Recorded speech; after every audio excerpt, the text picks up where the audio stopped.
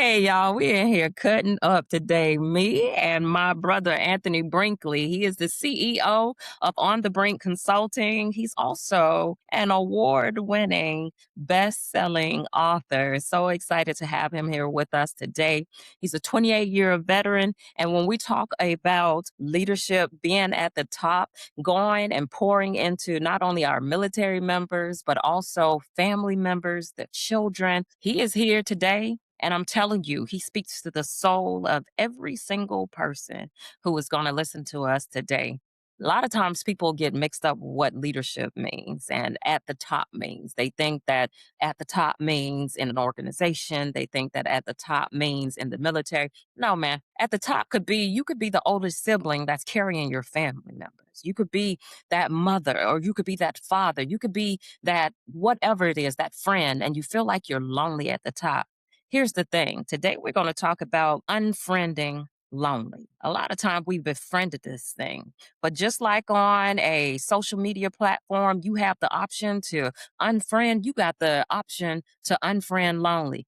Brother Brink, do you think it's necessary for people to hold on to lonely? No, I don't think it's necessary. But although I don't think it's necessary, I've seen far too many examples of people who have gotten to the so-called top and they have nothing but their accomplishments to show.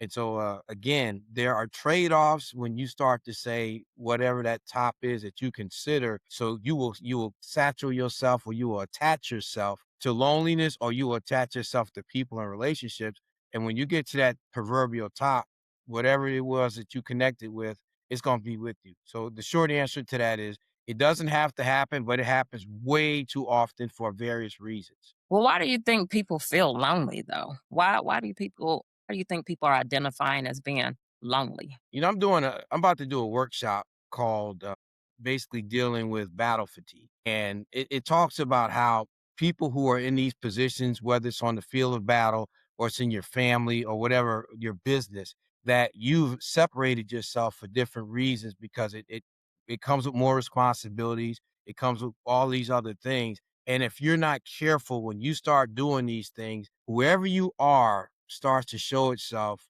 beyond your accomplishments. So I'll make this point quickly. What I'm trying to say is people who become lonely at the top, my first thing to say, what was it that caused you to pursue the things you pursued? And what I would say to that is that a lot of people, they had trust issues growing up. So they wanted to prove that they were good at what they did, or they have imposter syndrome because they lack self-esteem. There's a myriad of things that people do that, and the reason for doing it is that I don't feel good about myself, so I need external validation. I need somebody to tell me that I'm that person. I want my name called first in the room. Yet after the lights go off, you're sitting home nursing a bottle or some pills, or you're having some type of relationship that's not fulfilling you. So again, at the end of the day, for people who are accomplishing things or trying to accomplish things, my first thing would say be for you to reflect on is what's your actual motivation? Your motivation is everything because it's how you see yourself. There's a couple of pillars that if you really want to understand a person and how they conduct themselves as an adult, it's about three things you can check as a child. One is some people try to achieve things based on trying to be safe, meaning I lived in an unsafe house. If my father might come home drunk, or my mother might be this, or there might be other things that doesn't make my home environment safe. So I become a people pleaser to stay Mm, safe. So mhm. now as I grow up, I become a people pleaser to protect myself. So one is protection, another is connection. I didn't feel a connection to people. So now I became the life of the party. I became the one to volunteer for a whole bunch of things. I became the person that you would go to. So now you got protection, you got connection because we want people to look at us a certain way. And then also there's a healthy side, like what keeps me healthy, what puts me in a position to aspire to do the things I want to do. Do I have to manipulate different relationships? Do I have to be that one? So I say those things to say, if you really want to check a person and look at who they are, they need to make sure that that child that was cultivated and developed, that they were developed safely, because a lot of things we did to protect, to connect, and to project whatever our giftings was going to be, that came from what we learned as a child to take care of ourselves. And if we never go back and examine it, it becomes our behavior patterns. And then now we're attached to those things. And if they're formed and forged in bad circumstances, you have toxic relationships. And we won't even go into trauma bonding. So you could actually trauma bond to your position, and now you've trauma bonded to a thing that gives you accolades, and when you get to the top, you're lonely because all you have is what you have. Hmm. Well, I do want to ask about that. You said trauma bonding to your position. Can you talk a little bit more about that? When you talk about what people connect themselves to, a lot of times, relationally speaking, people who have trauma, they will bond with people who will tolerate their deficiencies. They will bond with people who tolerate the things that they're not addressing in their lives because the other person is like, well, you're not going to address my stuff, so there's no accountability. So what you see with a lot of accomplished people who get lonely at the top, they said, if I achieve something, I will receive the recognition and self adulation, if you will, or self fulfillment. So they start to connect activities and they start to connect outcomes to who they are. I was talking to somebody one time and we were talking about, I said, how are you doing? And you'll ask a person how they're doing. They say, hey, I just got this job. I just wrote a book. I started a podcast. I got all this stuff. But that's what you're doing. That's not how you're doing.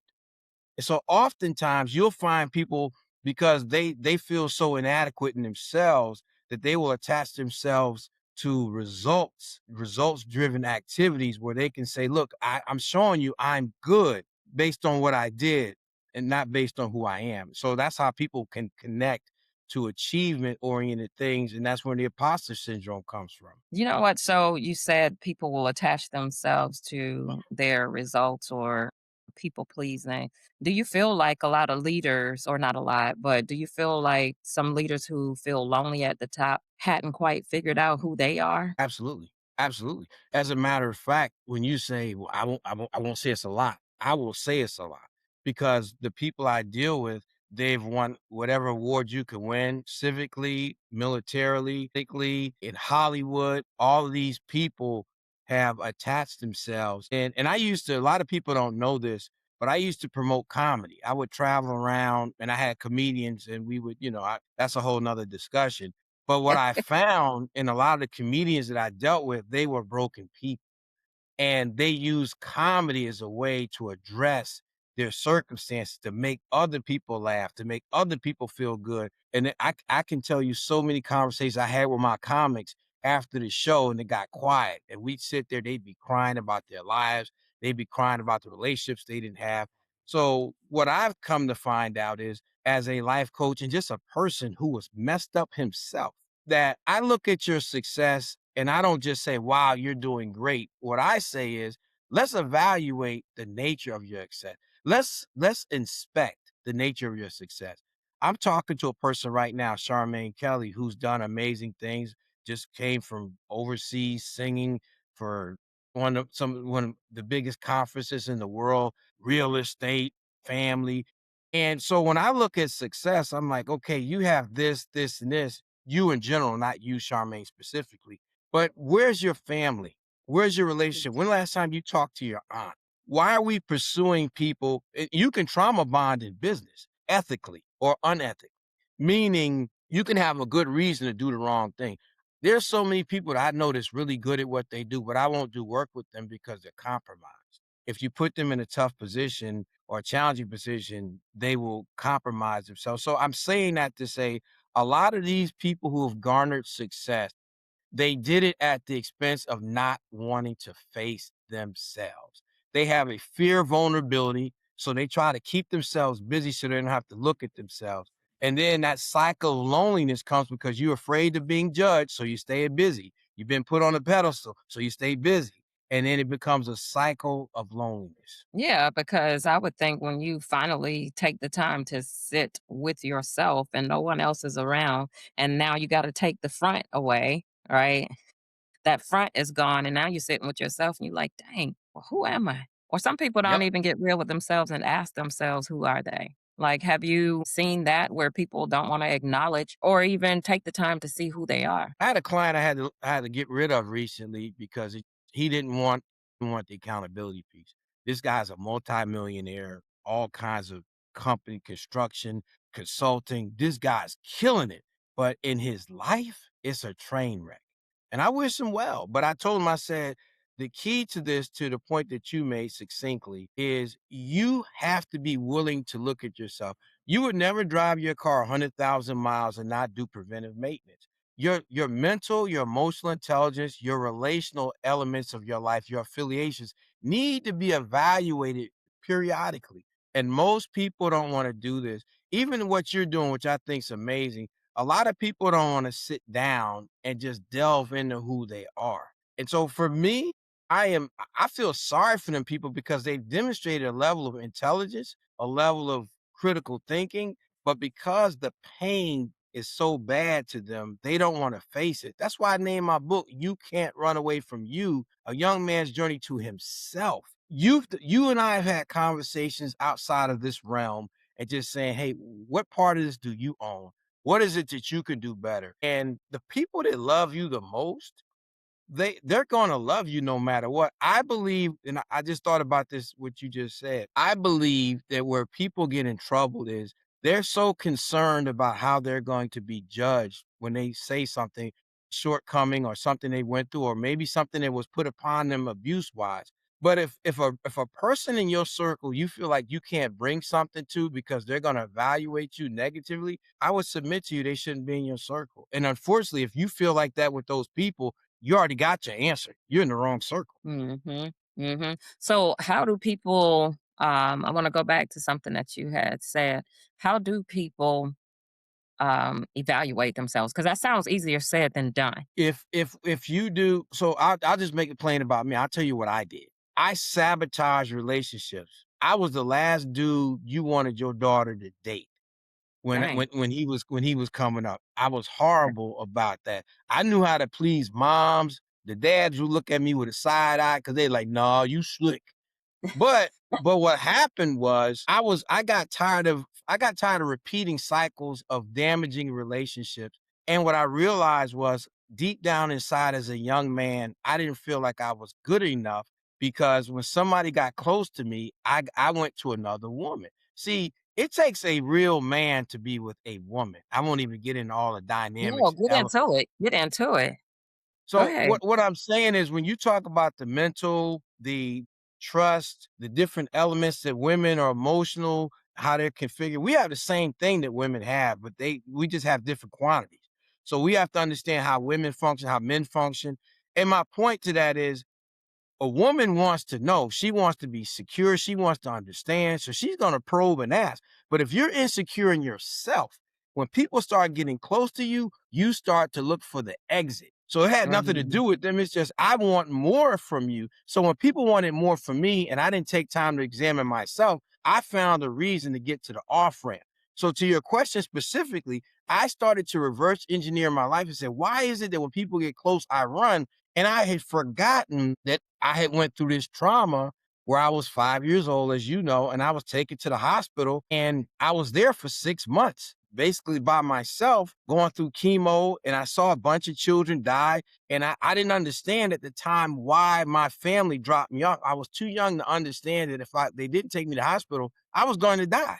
But all I knew was my family left me, and they didn't care. I didn't understand that we were poor and sometimes the car didn't work, so they couldn't get to me. So I might not see them for weeks. But what that did for me, Charmaine, is it caused me to make an assertion that I can't trust people. If people get close to you, they're going to hurt you. So I'm using that story to say to you, people who have negative cycles in their lives, they need to go back and say, when was the point in my life where I stopped being innocent? What was the point in my life that I stopped trusting people or I became unreasonably skeptical about people for no reason? So for me, when I went back to that, I understood that it was because I was afraid. And then the worst part of being afraid and having anxiety issues or separation anxiety or trauma or abandonment issues is you become the thing you hate. because now I didn't want to be abandoned. So what I would do when somebody got close to me, I would abandon them. So the answer to your question is people just need to go back and say, what is it that caused me? What is my orientation to the world? I was talking to a gentleman 2 days ago, a highly accomplished gentleman in charge of so many people. And I looked at him and I said, I can see through you. You faking. You a giver, but you give to control. You give Mm, because you try to regulate distance and how close somebody is to you. They don't expect much from you because you're always good. So they're gonna always laugh and be hanging. You don't know if you can count on them because you have a lopsided relationship. And the sad part about it is they may care about you, but you've never challenged them to actually say, I got things going on. And I even told this individual, when you go home tonight, you should tell your wife, I've been struggling with really connecting. There's a part of me I've been holding back from y'all, not because I don't love you, but because I'm afraid. And I'm afraid because these things happen. And they're probably going to say, well, I wish you would have told me a long time ago. How can we build on that? So most people, they try to keep activity involved in their lives so they don't have to fake stuff. I mean, and excuse me, they don't have to deal with stuff. yeah, and that's the same thing you said. They try to keep activities, but probably also try to keep people, a whole bunch of people surrounded around them. Yeah, I think this might be one of the most important podcasts that you do because this is not a unique problem.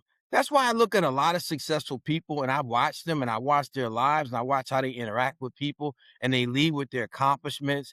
They leave with what they got. They leave with the next thing. And I got a good friend of mine. This guy is one of the top lawyers in the country. I've known him since the ninth grade, and he had a stroke. He had a bunch of stuff happen to him. He went to the hospital. They kind of messed stuff up, almost killed him. And he hit me up. He said, "Brink, man, you one of my best friends." He grew up. His father died. He didn't know, and his mother. He took care of her until she passed. Had bars on the windows. One of the most oppressive environments where we grew up. And he's accomplished so much. And I'm the closest thing to a brother he has. He said, "Brink, I'm coming to see you." So I took this dude that went to Columbia Law School. You name it, this dude got it. He does estate planning, he does equities, he got property out the Yin Yang house in Martha's Vineyard. And he said, we went fishing. He's like, Brink, man, I ain't never took a fish off a hook. I said, that's gonna change today. And the world he lives in, people are about what I can get from you. So he's in the world where there's a lack of authenticity. And then when I told him to slow down and put his phone down, and we just sat there, he looked like an 8-year-old boy again. He laughed, he joked, we hugged each other. I said, bro, this is life, man. So what I'm saying, the point to all of that is a lot of the people in the world that you live in, because you smart, you got good people, of course, in there as well.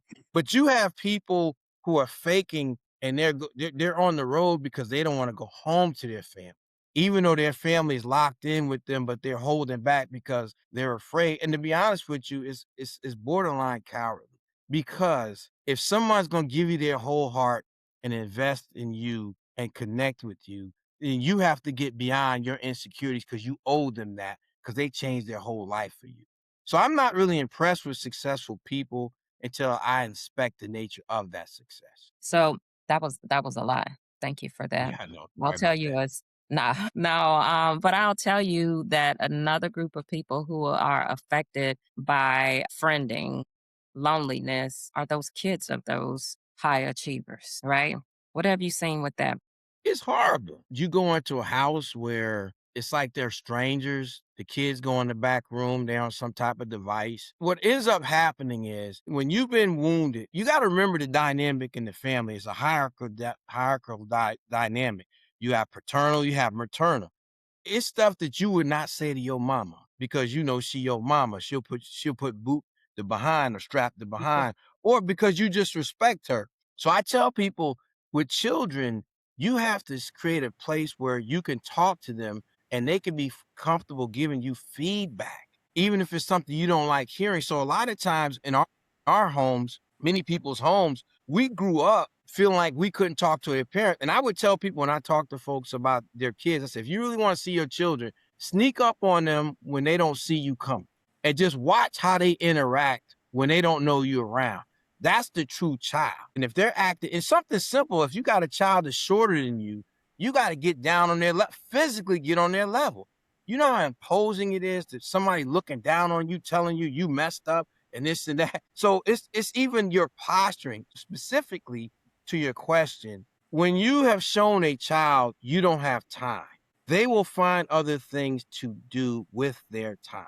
I've told somebody, if you talk to young people, if you're telling them something they want to hear and they're connecting, they will put their phones down. But because we've kind of lost or atrophied in the area of communication skills, we don't know how to talk to our kids. And I don't know if you saw this video a while back, but it was a young child, a teenage child, and it was this panel of grown-ups counseling them on what's wrong with this generation. And this child stood up and just held court. She says, "You all say you love us with your mouth, but your actions don't show you love us." So now I'm hearing that you say you love me, but I don't see the behavior because you're too busy, you're distracted, you're working while you're home, and sometimes you're abusive with your mouth or other things. Then she said, "There are people I see online that show me love. They send me stuff, they give me things, they want to meet me. They're demonstrating love even though they're trying to manipulate. They're trying to abuse me.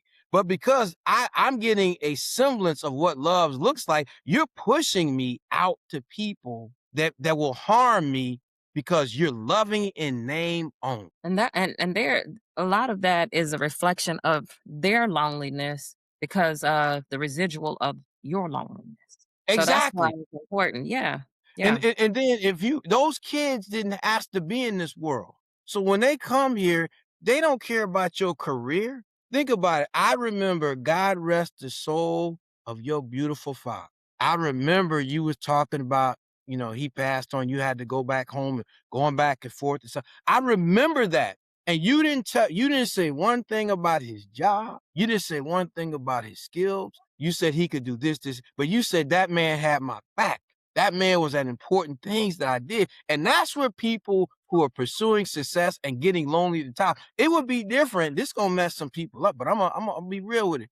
It would be different if you was lonely at the top and your mission started alone. Then you ain't hurting people. You're not wounding people along your journey, but people signed on. I can't tell you how many times I've done sessions in the military or in corporate America, and people said, "You told me if you took this job, it would be different this time. You'd be home. You'd be at the soccer match. Mhm. You'd be dropping the person off at cheer. You'd help with the homework. We would take family vacation. You said it'd be different. So it'd be different if it was lonely when you started. Then when you get to this, so nothing, because you might be an introvert. You don't need a lot of people. But most people is lonely at the top. They didn't start by themselves. And they took the loneliness and they faked it with the people around them. And then the people kept looking for their better angels to show up, and they never did. Mm. Yeah, I know. We getting real now. Let's get We're gonna real. Let's we get gonna have a real. podcast. Let's put so for the people that's listening, I would ask you to talk to the people that you love that's supposed to be rocking with you and just ask them, "How am I doing?" And the answer, I'm not saying the answer's gonna be bad, but I'm saying if you're not putting yourself in that situation where you're open to their perspective and you just keep hiding behind it takes a lot to take it out. They don't care about that house. They married you. You didn't have that stuff when you met them. They took you anyway because they loved you. And now the real you came out, the scared you came out. But let me stop. Let me just stop. Yeah. What do you think that they're scared of?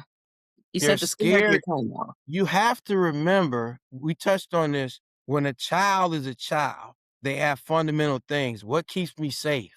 What gives me the ability to achieve? What gives me the ability to connect with people? And if those things were damaged as a child, your whole behavior becomes, again, what do I need to do to be safe? So if I need to be safe, if I got to appease you, if I got to bend over and do all these things so we don't have conflict, this is really big for men. Women are way better than this than men. When men have issues, there's a reason why about 70, 80% of divorces are initiated by women. That's another conversation. But women will address things that bother them. Men will avoid things that bother them. So if you had a circumstance where you felt put upon, or you felt like if you didn't do certain things, you avoid conflict by pleasing others. That's why you have the trauma bond and stuff we talked about. Or you with somebody who becomes a people pleaser, or you with somebody who enables codependent relationships because, one, I'm trying to avoid dealing with what makes me feel small or less or diminished. So one is safety. The other is how can I be in a situation if I've never been affirmed by foundational people in my life? If I'm not careful, you've heard me say this in my presentations, live your life to improve and not to prove. People who weren't affirmed in life and they weren't told they were good enough, whether they do something or not, God made them creative and unique. If they never accepted that, they start trying to prove everything by crushing it in life and winning this and that. And every time they do something, you see them on Facebook or LinkedIn because they want people to say they're good. But all I got to do is go to your house to see if you're good. What kind of children you got? Mm. What kind of relationship you got? What are you hiding in that bottle? It's supposed to be water, but is it water? So when you start saying I was never affirmed, now you become the achievement person. And so those are the kind of things that if people don't we don't like. It's like medicine. When we got sick, you poor, my grandmother gave me castor oil. I hated the taste of castor oil, but I felt better later. Facing yourself is like taking castor oil. Facing yourself and saying, I need to assess why this happens because when I'm by myself in the dark, alone, laying down, those thoughts come back to me. Why is my life this? Why does this big house sound like I'm being, the silence is deafening to me. It's screaming out to me. So I find stuff to do so I don't have to hear what I don't have. If you had to leave our listeners with just one thing on how to unfriend loneliness, what would it be? Acceptance. You have to accept yourself. Acceptance comes from evaluating who you are first, because you have to have a reference point of this is what I'm made of, or my orientation to the world became based on these things. So first, accept who you are. Then, once you accept who you are, then you start to evaluate my modifying myself to adapt to people that I don't even look the same when I get around them to fit in. So now, if you have to do that, then that tells you that maybe the nature of that relationship isn't the best. But then after the acceptance of self and evaluation of self, then my thing personally is that I recognize that God is real in my life. No one has ever been there for me like the Lord. I've been to jail, crazy stuff happened. I should have been dead a bunch of times. And God showed me some stuff that no man can explain. No man. So when I understood that in my flaws and all that God has accepted me and he continues to give me chances, I have to trust him enough to know that at my worst, he still loves me and he lets me see my worst so I can be better. So I would say accept yourself by first evaluating who you are and then have a conversation with yourself about what you're going to adjust and then have a conversation about people in your life that, hey, I haven't really been myself, and these are some of the things. And they will, and whatever the answer is going to be, it's going to direct you in which way y'all should continue to walk together, or maybe this thing has run its course. Yeah, and that's perfect. I did hear you say once before, just in closing, that the loneliest place in a room sometimes is in a crowd, in the middle of a crowd. And so people sometimes feel like they're fulfilled until that quiet comes. So I'm just going to ask you all, what are you going to do when that quietness comes? Are you afraid to even go into that quiet or that place of peace? Because if you're afraid to go there, why are you afraid to go there? What is it that you are afraid that you're going to see? You have to ask those questions to yourself because if you don't, you're going to continue to live in this play pretend world like everything is okay. And until you address that and seek that and get an understanding of who you are, as Brother Brink said, you won't be able to unfriend that loneliness. And as long as you hold on to the wrong friends, that's a distraction and it's going to hold you back. Okay. All right, y'all. Well, I appreciate you for sitting in on with us with Anthony Brinkley on this Monday morning meeting. Take this with you throughout the week and really assess and see where you need to be. See if you're who that you're supposed to be, the person that you were purposed to be. All right, y'all. We're out of here. Thank you so much. And we look forward to seeing you in the month of June. So the first Monday of every month. All right, we're out of here, y'all.